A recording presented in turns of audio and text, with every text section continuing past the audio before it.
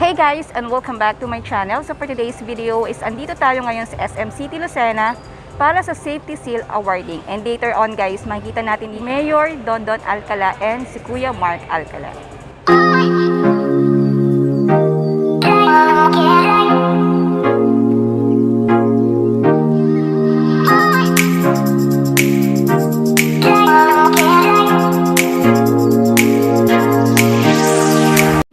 To SM to another level.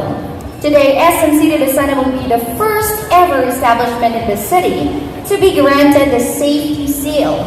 To tell us more about making our mall safe and enjoyable for all of our shoppers, please welcome the Senior Assistant Vice President for South Regions, Engineer John Jason Perena. Sa ating pong magandang lalaki ng mayor at masipag na mayor ng Lucena, Mayor Dondon Alcala. Nakita ko na po kanina si Kuya Mark the Future Mark Alcala. Si Kuya Mark the Future, baka nag-iikot pa. Sa ating pong Sir Arvin Flores, napakasipag po na head ng tourism at saka BP rin po ba? Sa ating mga kaibigan sa media, partners po sa SM, good morning po. Safe morning to everyone. Actually, as early as last year, I remember it was March 17 when the President declared a lockdown to Metro Manila and all other parts of the Philippines. So from then on, we have implemented the safety protocol.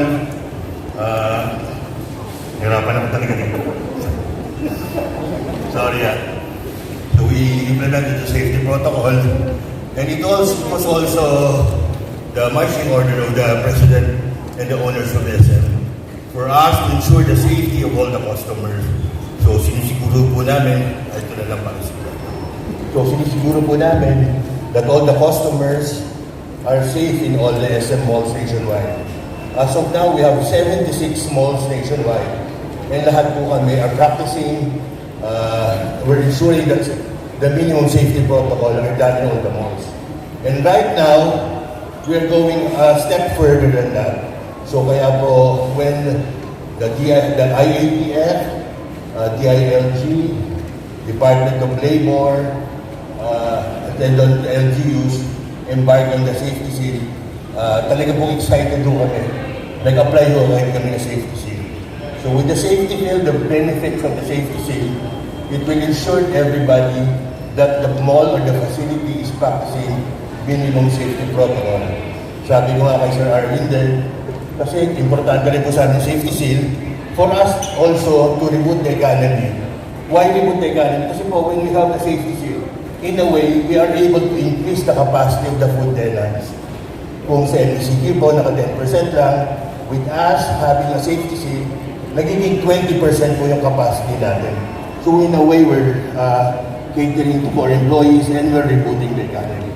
So kaya po kami nagpapasalamat sa office po ni Mayor Dondon, Sir Arvin, at sa lahat po ng tumulong sa atin para po ma-inspection tayo, kina Ma'am Janet, of course, para po mabigyan tayo ng safety seal.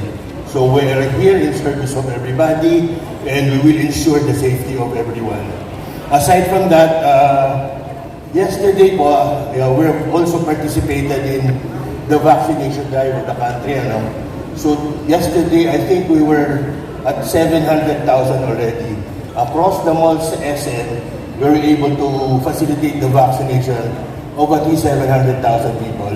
So tuloy-tuloy po yan. And the mayor will also have a vaccination site here in Lucena, which is at the 3rd floor. So as we progress in the future and to ensure the continuity of the business and safety of everybody, sana po by next year wala na po tayong mga ganito. Kaya I'm also encouraging everybody to have yourself vaccinated for us to move freely. So with that, again, thank you very much to Mayor Kuya Mark, the future. Alcala, para ka naman Toby na may the future. Sir Arvin and to the rest of the media people who are here, to our colleagues, of of course, to our friends from the Friendly Forest, from the PNP, thank you very much, and let's all be safe. Thank you.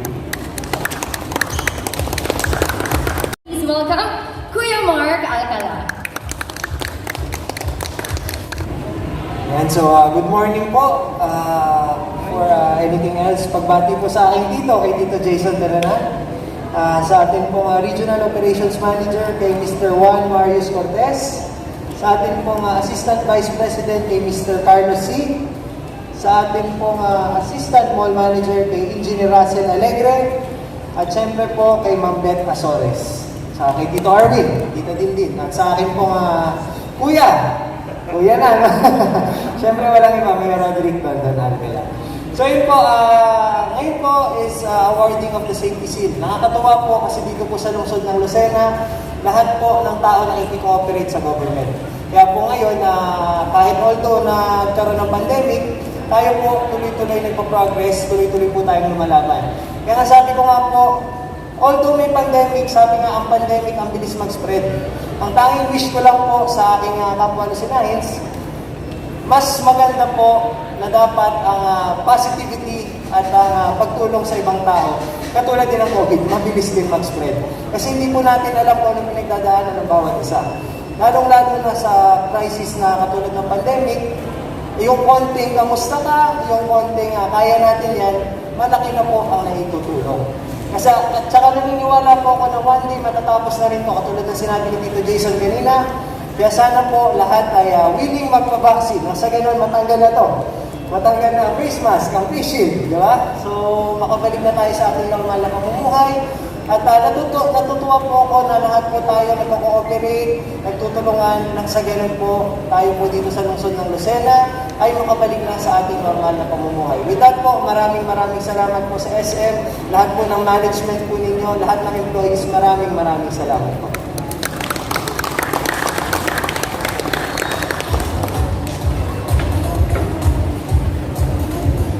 Alright, thank you very much, Kuya Mark Alcala. And of course, you have heard the fruit. Now you have to hear the tree, or should I say the root. Please welcome our Honorable Mayor, Mayor Roderick Dondon Alcala.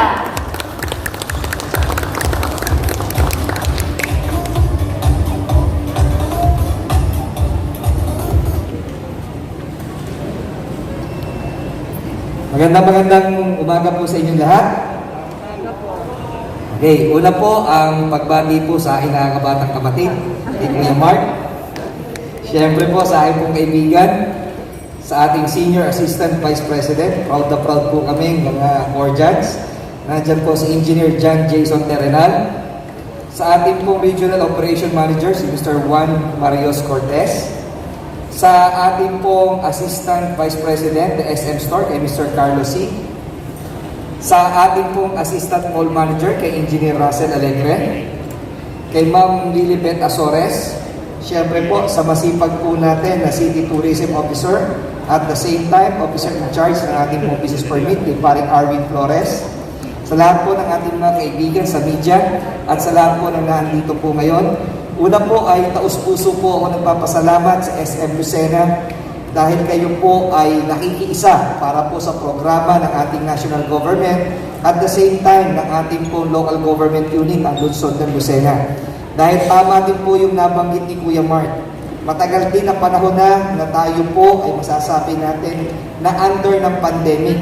So ibig sabihin po nito na bago na po ang ating pamumuhay.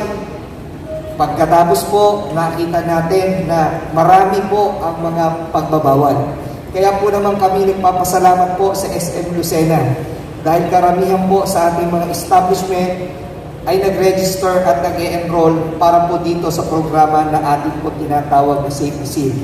Dahil makikita po natin na once na kayo po ay nabigyan itong ating certificate na ito, medyo makikita ng ating mga consumers na dito po maganda pumunta sa mga tindahan na ito.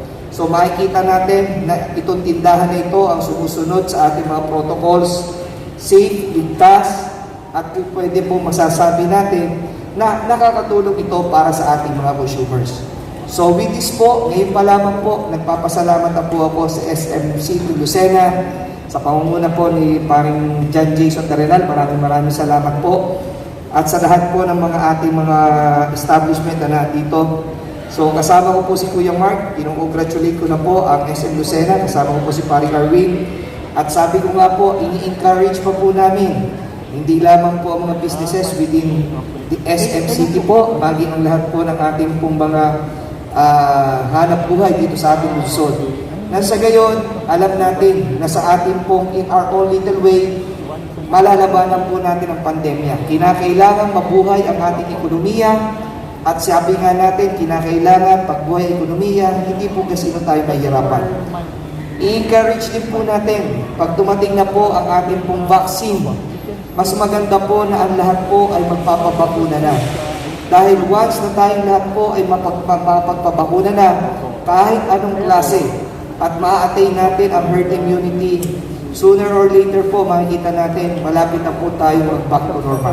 So muli, congratulations to SM Lucena sa lahat ng mga establishment at ito po ay malaking bagay para sa ating mga consumer.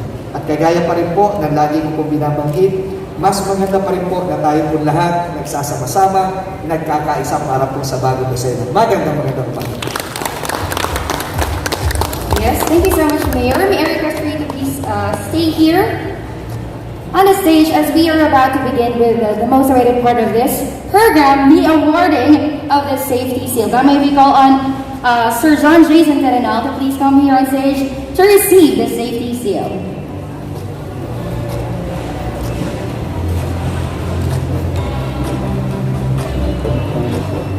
And of course, to join the awarding, may I call on Kuya Mark Alcala here on the stage.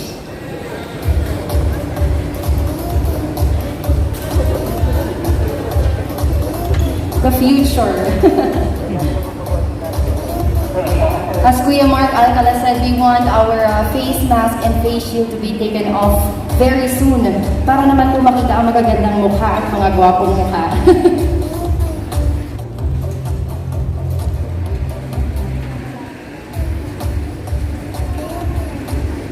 Alright, now may I call on the representative of the SM store. Please welcome the Assistant Vice President of the SM store, Mr. Carlos C.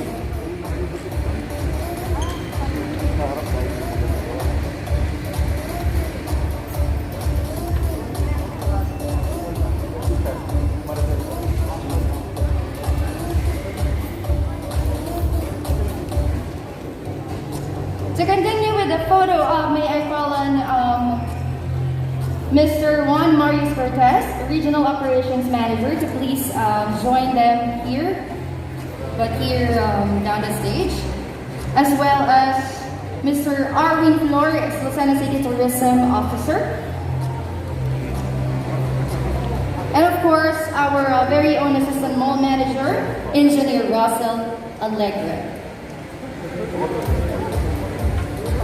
Once again, we would like to acknowledge the presence of Kuya Mark Alcala, Mr. Arwin Flores, Lucena City Tourism Officer, Mr. Juan Marius Cortez, Regional Operations Manager, Mr. Carlos C., Assistant Vice President of the SM Store, Engineer Russell Allegra, Assistant Mall Manager, and of course our media friends, starting with Miss Betty Otordos of Manila Times, Danny Otordos of Channel 6 Kiss FM, Billy Bacunia of GMA 7, Dragon Mandilia of ADN. And of course, we'd like to thank the Quezon blogger for coming here, Ms. Annalisa Pardilia, Jago Peña Franca, and of course, Dara of Merga.